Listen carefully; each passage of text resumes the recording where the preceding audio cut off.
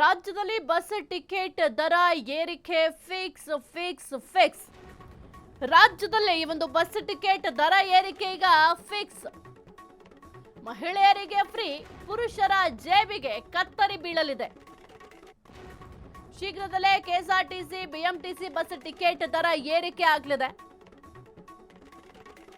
Diesel ಬೆಲೆ ಏರಿಕೆ, ನೌಕರರ ವೇತನ ಹೆಚ್ಚಳ, ಇದರ ಹಿನ್ನೆಲೆ ಕೆಎಸ್ಆರ್ಟಿಸಿ ಮತ್ತೆ ಬಿಎಂಟಿಸಿ ಸೇರಿ ಎಲ್ಲಾ ನಿಗಮಗಳ ಬಸ್ ದರ ಏರಿಕೆ. ಕಳೆದ 6 ತಿಂಗಳಲ್ಲಿ 4 ಬಾರಿ ಡೀಸೆಲ್ ಬೆಲೆ ಏರಿಕೆ ಆಗಿದೆ.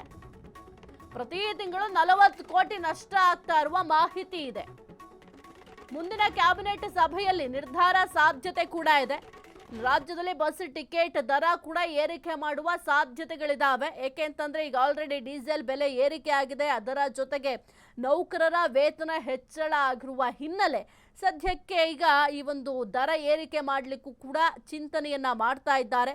ಸರ್ಕಾರಕ್ಕೆ 3 ಬಾರಿ ಸಾರಿಗೆ ಇಲಾಖೆ ಪ್ರಸ್ತಾವನೆಯನ್ನು ಕೂಡ ಸಲ್ಲಿಕೆ ಮಾಡಿದೆ. ಒಂದು ಕೆಎಸ್ಆರ್ಟಿಸಿ ಮತ್ತೆ ಬಿಎಂಟಿಸಿ ಜೊತೆಗೆ ಎಲ್ಲ ನಿಗಮಗಳೇನಿದ್ದಾವೆ, ನಿಗಮಗಳ ಬಸ್ ದರ ಏರಿಕೆ ಮಾಡಬೇಕು ಅಂತ ಪ್ರಸ್ತಾವನೆ ಕೂಡ ಸಲ್ಲಿಕೆ ಆಗಿದೆ. ಇನ್ನು ಕಳೆದ 6 ತಿಂಗಳಲ್ಲಿ 4 ಬಾರಿ ಡೀಸೆಲ್ ಬೆಲೆ ಏರಿಕೆ ಆಗಿದೆ. ಹಾಗಾಗಿ ಪ್ರತಿ ತಿಂಗಳು ಈಗ 40 ಕೋಟಿ ನಷ್ಟ ಆಗ್ತಾ ಇರೋ ಮಾಹಿತಿ ಕೂಡ ಇದೆ. ಇನ್ನು ಮುಂದಿನ ಕ್ಯಾಬಿನೆಟ್ ಸಭೆಯಲ್ಲಿ ಈ ಒಂದು ವಿಚಾರಕ್ಕೆ ಸಂಬಂಧಪಟ್ಟಂತೆ ನಿರ್ಧಾರವನ್ನು ಕೂಡ ತೆಗೆದುಕೊಳ್ಳಲಿದ್ದಾರೆ.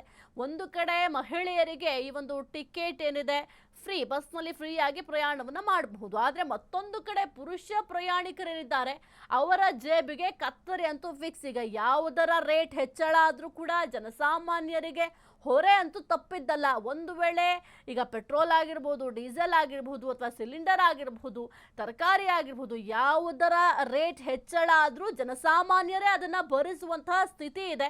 ಇನ್ನು ಕಳೆದ 6 ತಿಂಗಳಲ್ಲಿ 4 ಬಾರಿ ಡೀಸೆಲ್ ಬೆಲೆ ಏರಿಕೆ ಆಗಿದ್ದಂತೆ. ಹಾಗಾಗಿ ಇದನ್ನ ಸರಿದೂಗಿಸಬೇಕು ಅಂತಂದ್ರೆ ಈಗ ಜನಸಾಮಾನ್ಯರ ಮೇಲೆ ಮತ್ತೊಂದಿಷ್ಟು ಹೊರೆಯನ್ನ ಹಾಕಲಿಕ್ಕೆ ಚಿಂತನೆಯನ್ನ ಮಾಡ್ತಾ ಇದ್ದಾರೆ.